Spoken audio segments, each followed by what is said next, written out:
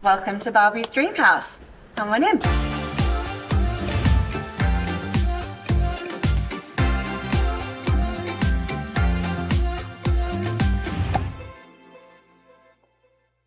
This is my breakfast table and my kitchen. We're in the living room right now. Here's a fun little bar and the slide that goes from the bedroom down into the pool. Not super practical, but nothing is for Barbie.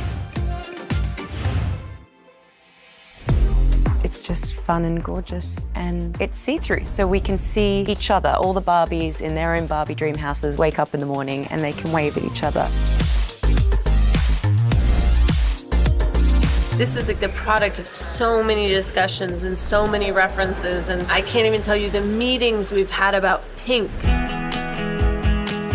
We like sat with all these different kinds of pinks and we were like, what is the pink and how do the pinks interact? Because I didn't want it to be so classy that it didn't, like when I was a little girl, I liked the pinkest, brightest things. But this is our white. This is our palest pink that's our white.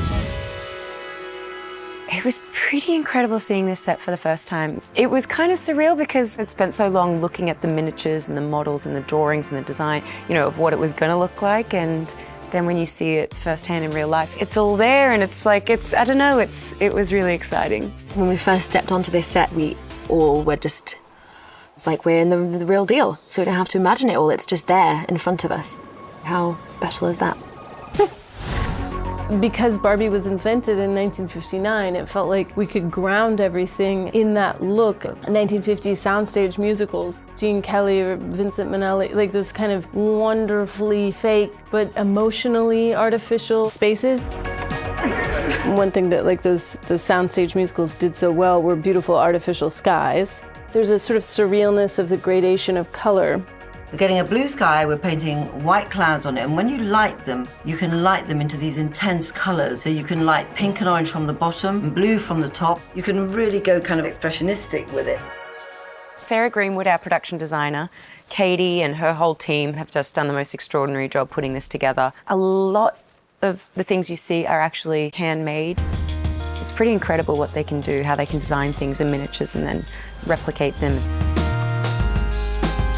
Our main time frame was from the invention of Barbie through to now. They're timeless pieces, which also has an echo to the actual toys that are in the Dreamhouse that Mattel make today. It's very simple and clear and beautiful, and that was one of Greta's keywords. It has to be beautiful. It has to be beautiful as well. Walking into those environments and feeling the kind of artistry and the love and the playfulness. It just was so exciting. You know the one thing that was a surprise were all the little monkeys, if you see any monkeys around. I didn't ever see them in the drawings, and I got to set and I'm just getting a kick out of it. I love the bubble bath. My favorite design feature is obviously the slide that goes to the pool.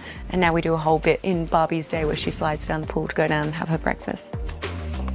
Taking it probably from the late 50s to the 60s was a big influence of that sort of modernist furniture that was coming through.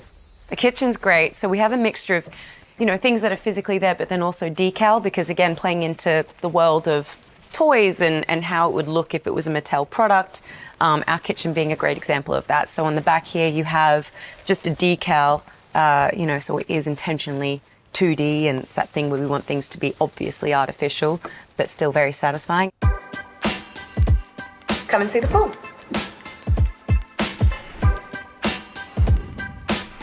There is no water in Barbie Land. There's no water or fire. There are no elements. It's actually funny to see how many people avoid walking. Everyone walks around the pool. Even though it's fake, it's really beautiful, which is kind of like everything in Barbie Land. Let's take a look upstairs. We are right next to Barbie's wardrobe, and this is where she brushes her hair. Ivana, our hair makeup designer, and I have had a lot of fun on this job. There's been a lot of wigs. All the Barbies really can change their hair in a kind of unrealistic, impossible, magical ways. In one scene, she might have hair up here, and then the very next scene, it's a giant long ponytail. I want everyone to feel like they can reach onto the screen and touch everything. I mean, so emotionally, just remembering like standing in Toys R Us, looking Barbies with the plastic sheet over it, and everything in you wanted to take it off and take everything apart and touch everything. Just talking about Greta wanting to go inside the box. That's actually Barbie's wardrobe. This is the beautiful wardrobe that does open and there's all the clothes. The magical wardrobe. Yeah. This was a design thing that we were very excited about.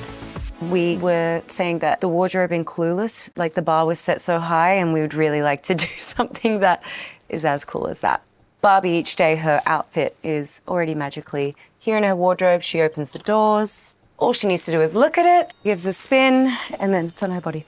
She walks off, and her outfit for the next day is sitting in the wardrobe behind her. This is Barbie's toothbrush. This is how she brushes her teeth. This is her shower. There is, of course, no water in Barbie Land, but she showers nonetheless. I actually just would look up the old Radox commercials and try and replicate that. Good night, Barbies. I'm definitely not thinking about death anymore. Come up and see Barbie's bedroom. She wakes up with perfect hair, no morning breath. Her pajamas are impossibly ironed and beautiful still. And she feels great, energized for another perfect day in Barbie Land.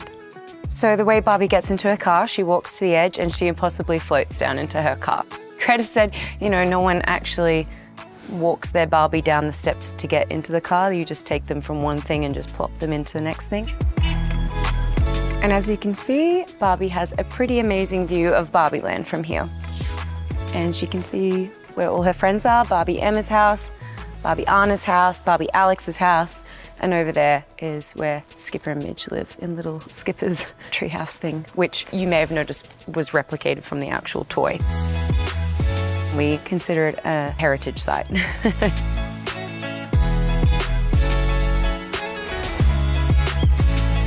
So now Barbie is ready to start her perfect day. This is where she gets her mail, by the way. All the writing in Barbie Land is actually just gibberish. It's just scribble, the way kids kind of write endless amounts of, you know, nothing, but it's all very beautiful. Thank you for coming to see the Dream House. I have to get back to set now. Bye-bye.